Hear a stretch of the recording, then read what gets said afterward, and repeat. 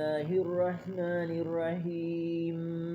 ولقد نعلم فتحقيق سرا منتفترا أنهم شبيشكا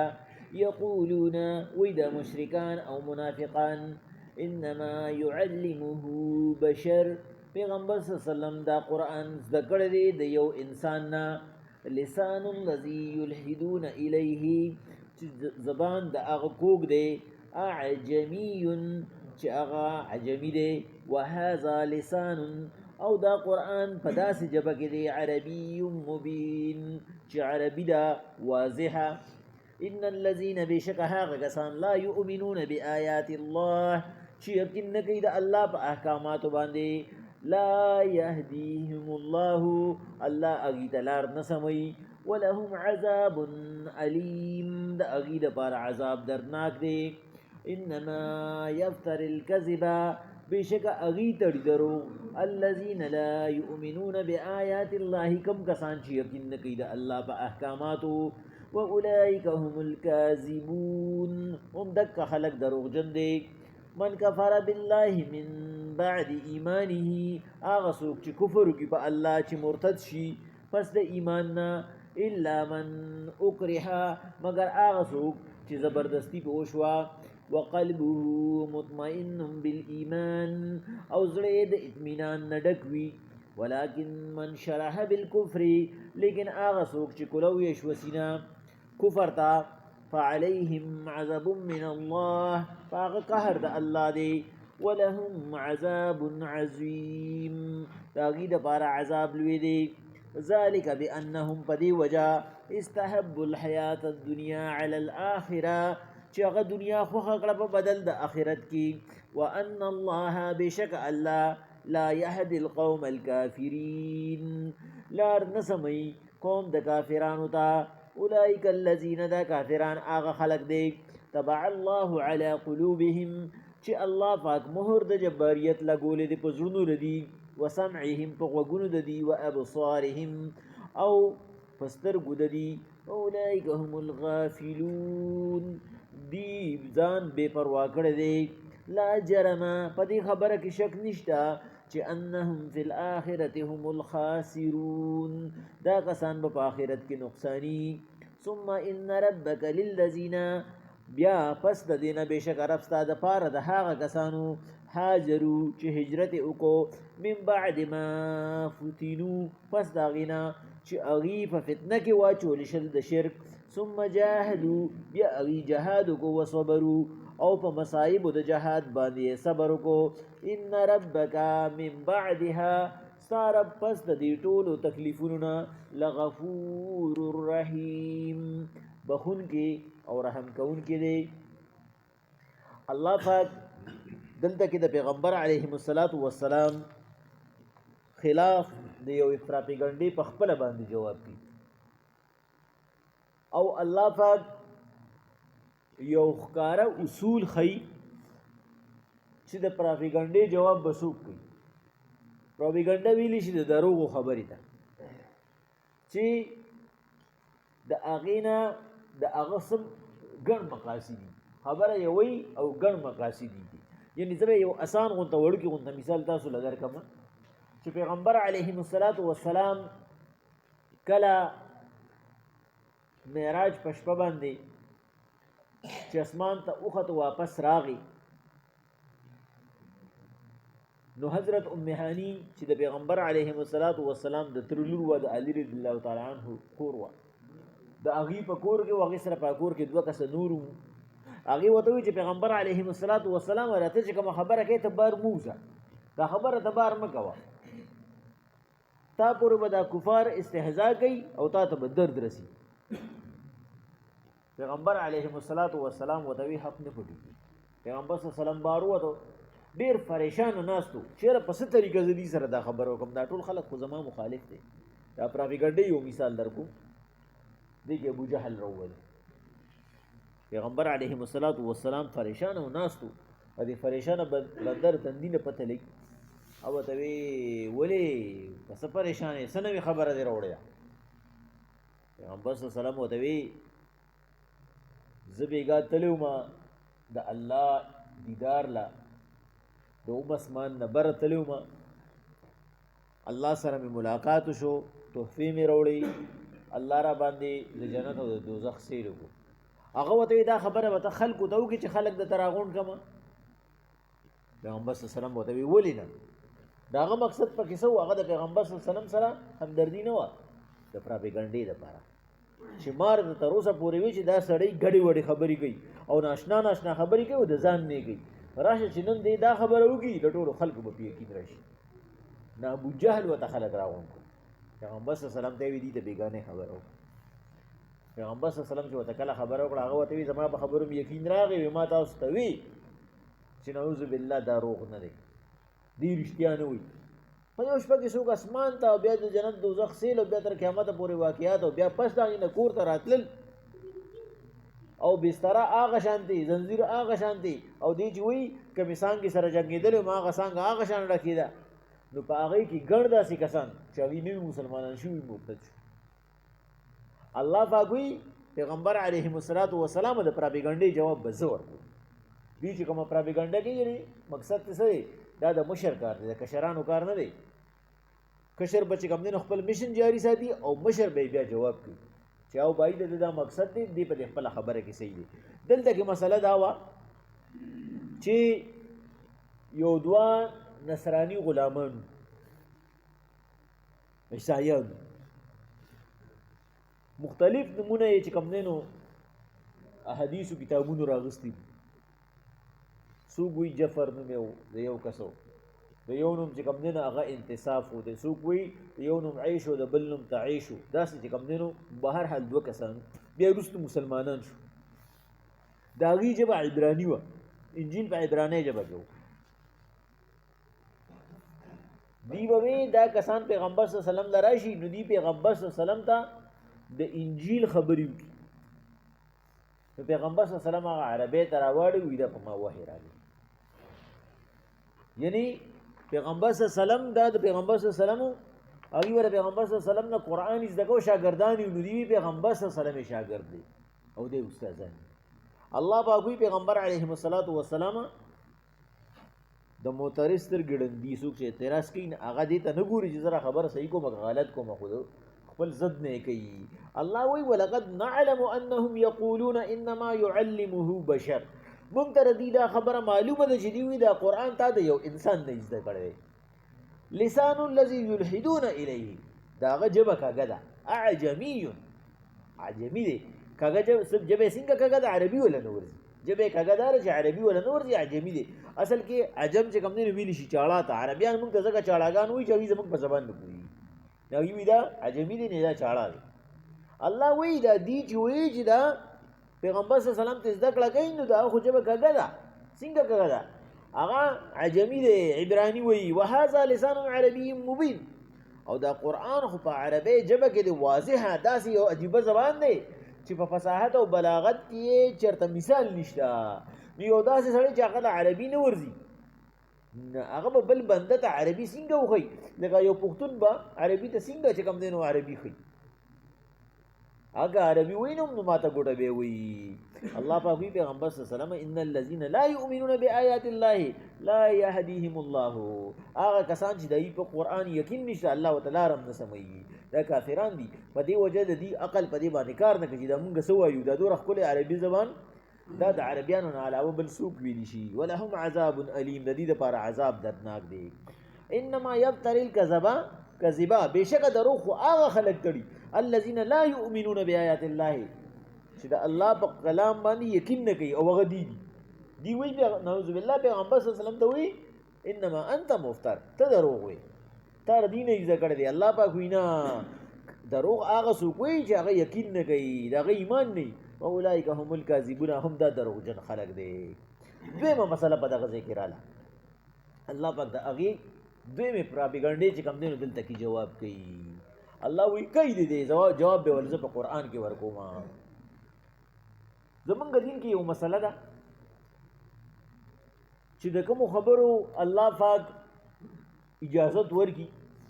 چې ته پکې دا کار کولی شي نو د هغې دوه طریقې شي، یو ته بیا رخصت وي، یو ته هزیمت وي.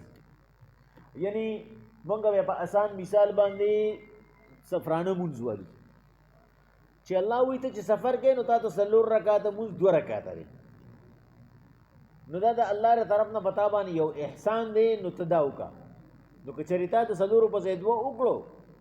نو دې ته رخصت وي دا 2 تا ته معاف دي تا رخصت واغسته او که تا 4 وکړو دې ته هزیمت وي تا ګرانه لاره واغسته مونځ ته قبلېږي خو تا ګران کار واغسته لکه څنګه چې موږ د حضرت عثمان رضی الله تعالی عنه په باره کې خبره کړې وه چې هغې ته دا چاند سوچ هغې خپل فوج راوغواړي او چې کوم باغیان دي د هغې مقابله وکړي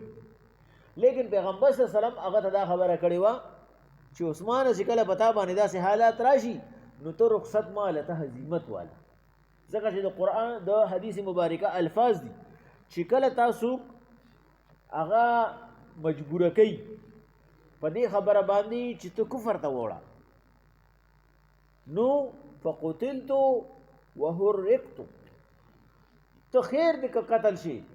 خو الفاظ د کفر مو وایه او خیر دې که ته وسوځېږي پیغمبر صلی الله علیه وسلم او د الله طرف نه اجازت دی چې الله پاک وایي یو سړی چې کوم دی نه هغه داسې دی چې په تا باندې دا زور لګوي چې بای بس ولمري د کفر کلمه وایي ووایه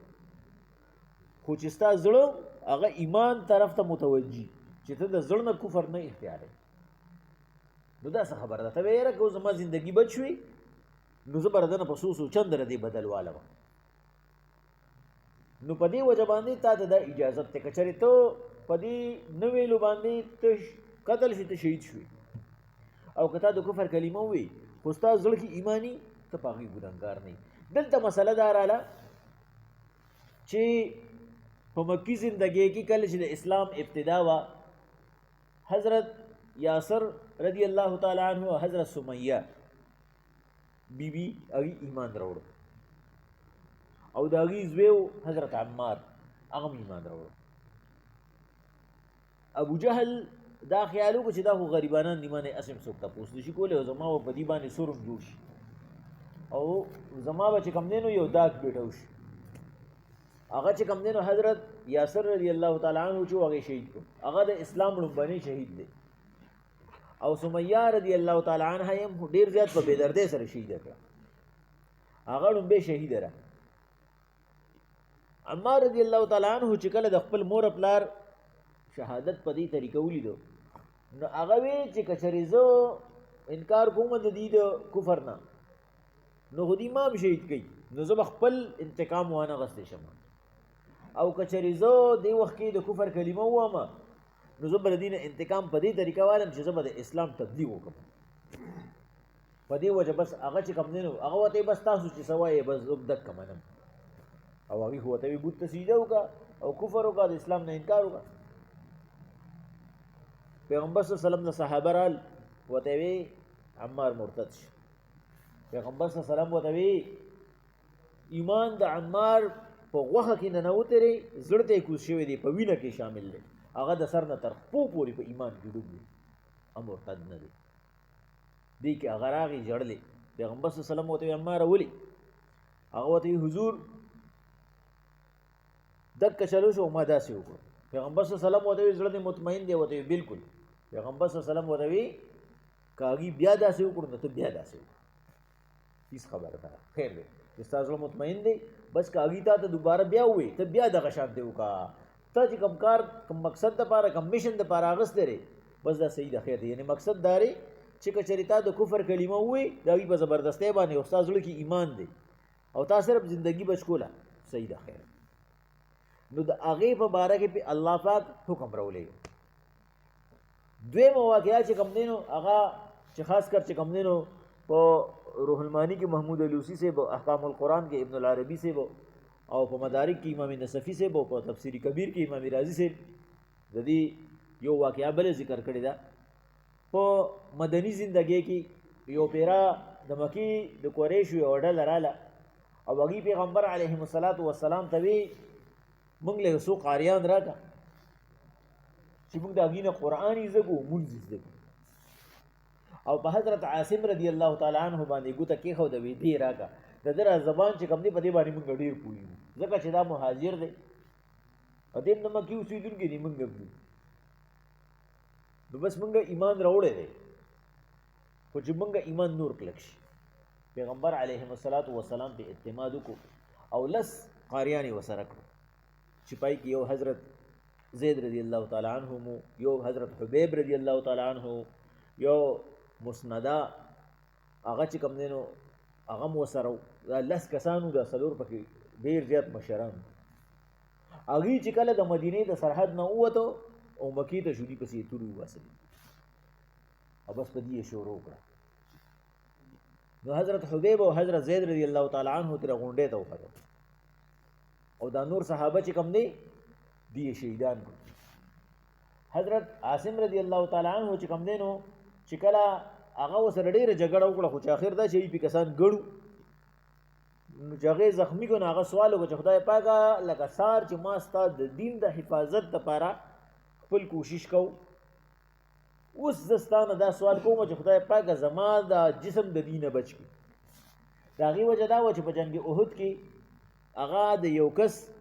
دوه زامن قتل کړي د هغه نوم حارث او هغه حارث دا کسان را لېږلي چې عاصم به پکې خامخا راولی دی ده به زه مسلک وم ده زما دوه زامن وژلي هغه ته خو پته وه چې دوی به زما لاش سره به دوی بیا دا چل کوي نو هغه سوال وکړو خدای پاکه ته ترې زما لاش بچ کړي نو بس خو چې هغوی قتل کو هغوی بیا وړو چېر دی موږ هغه له اوسو چې بای بس اوس چې ورسره تار څه دی نو الله پاک ډنډارې مچۍ راولېږل بس هغه دغه لاش ته چاپېره شو بس هغوی وغورځول او دغه ته چې کوم دی نو حضرت حبیب او حضرت زید رضی الله تعالی عنه ته ووایي چې که تاسو راکوز شوئ تاسو ته موږ هېڅ هم نه وایو بس تاسو خلاص او هغوی سره یې ښه پخې وعدې وکړې بس هغوی چې کوم دی راکوز شو چې راکوز شو بس هغوی دې تورې واغېستې لاسونه یې غله وتړل هغوی ورته وایي موږ سره هم دوکه وکړه هغوی ورته وایي په جنګ کې دوکه جایز ده هغوی یې روان کړه او دوی یې په ځای پرېښودل د شپې چې کوم دی نو ګلی طوفان راغلو د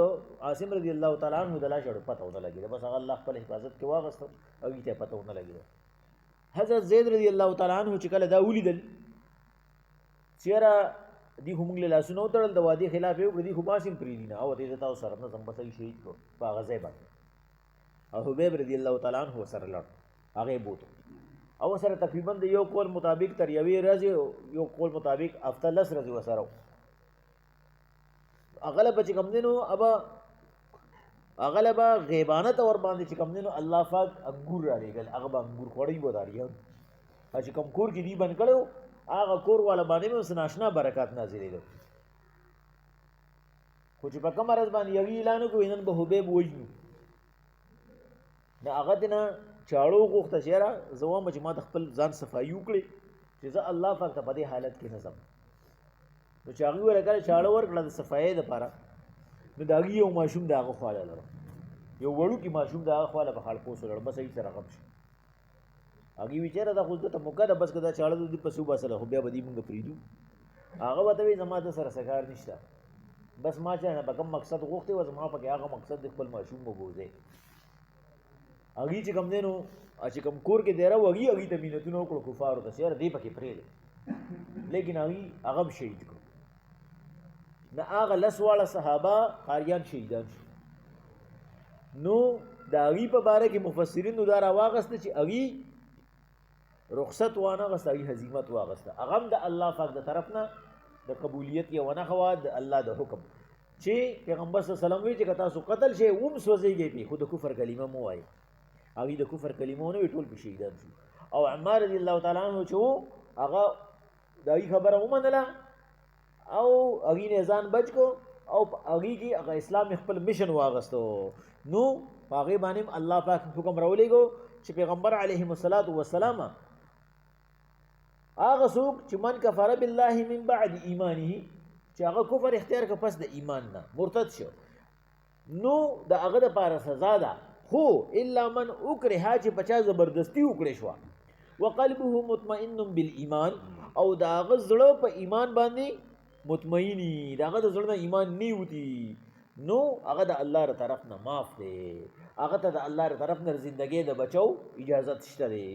ولكن من شرح بالكفر صدرا فعليهم عذاب من الله خو چې چا سینه په ریشه باندې کفر ته کولاو شو د هغه دپاره د الله ر طرف نه غضب دی او غضب څه دی په دنیایي زندګۍ کې هغه واجب القتل دی او په اخروی زندګۍ کې هغه د دوزخ خشاک دی. ولهم عذاب عظیم، دغه د پاره عذاب لوی دی، ځکه چې ذالک بانهم په دې وجه چې استحبوا الحیات الدنیا علی الاخره، د دنیا خوښه کړه په بدل د آخرت کې. وان الله لا يهدي القوم الكافرین، الله لار نه سموي قوم د کافرانو ته. اولئک الذین طبع الله علی قلوبهم، دا کفار هغه خلق دي چې الله پاک مهر د جباریت والي په زړونو دي، وسمعهم په غوږونو دي، وابصارهم په سترګو دي، واولئک هم الغافلون، دي غافل دي. لکه دنیا کې به تاسو ګڼ خلک وینئ چې هغوی به چې کوم دی نو یو خبره اوري چې دا د الله خوښه ده، یو خبره به اوري چې دی ناخوښه ده، خو هغه ناخوښه به یې کوي او خوښه به یې نه کوي. ته که ورته شل پیرې وې مونځ له راځه، دا مونځ چې دی دا د الله پاک د طرف نه دا چابي ده. طالب هله ګلابي چې تا سره چابي او چې تا سره چابي نه وي ته به تاله څه کولو، هغه به تا ته ښه وایي، تا سره به ناست ستا خبره به اوري، لیکن هغه باندې به اثر نه کوي. ته به ورته وایې دروغ مه وایه، دروغ قسمونه مه خوره، غلا مه کوه، ډاکه مه کوه، دا مه کوه، دا مه کوه، هغه به هغه هر څه ښه پېژني به او د هغې سره به یې کوي. الله وایي دا هغه خلک دی چې د دې د هغه ګناهونه دې حد ته رسېدلي دي، ما دې باندې مهر د جباریت والی دی، بس د دې زړه ته هغه حق کوزېږي نه، دې پې عمل نشي کولی. لا جرمه په دې خبره کې شک نشته چې انهم فی الاخرة هم الخاسرون، دا خلق چې د الله نافرمانه دي په آخرت کې به دي نقصاني.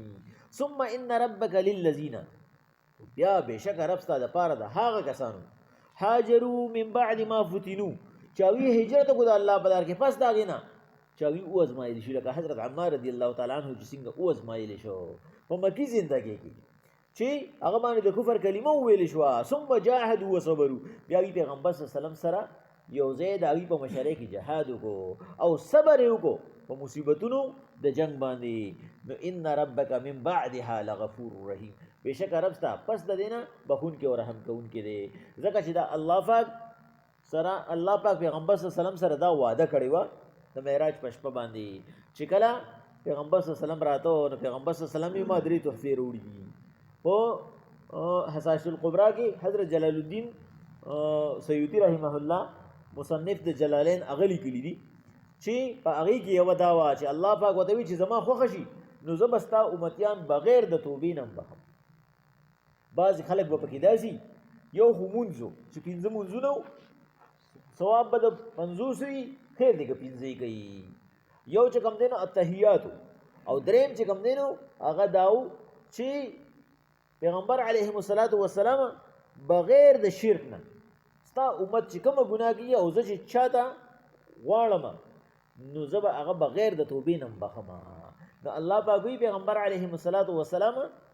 دا کسان چې هغوی زړه په ایمان پورې لګېدلي، هغوی د جهاد باندې صبر وکړي، هغوی د پیغمبر صلی الله علیه وسلم پر وړلی شوي دین باندې صبر وکړي، نو الله پاک من بعدها لغفور رحیم، پس د دې نه بخونکی او رحم کوونکی دی. که دا ګناه هر څومره سې وایي خو چې هغه ته یو پیره توبه وباسله او هغه اخره خاتمه ښه کړه، الله پاک به ورته ټول وکړي. بسم الله الرحمن الرحیم. ولقد نعلم انهم یقولون، بېشکه موږ ته ښه پته ده د هغه چا چې وایي انما یعلمه بشر، چې دا قرآن پیغمبر صلی الله علیه وسلم د یو انسان نه زده کړی دی. لسان الذي یلحدون الیه، چې ژبې کږه ده، عجمي عجمي دی. وهذا لسان عربي مبین، او قرآن خو په فصیح عربۍ کې دی. ان الذین، بېشکه هغه کسان لا یؤمنون بآیات الله، چې یقین نه کوي د الله په احکاماتو،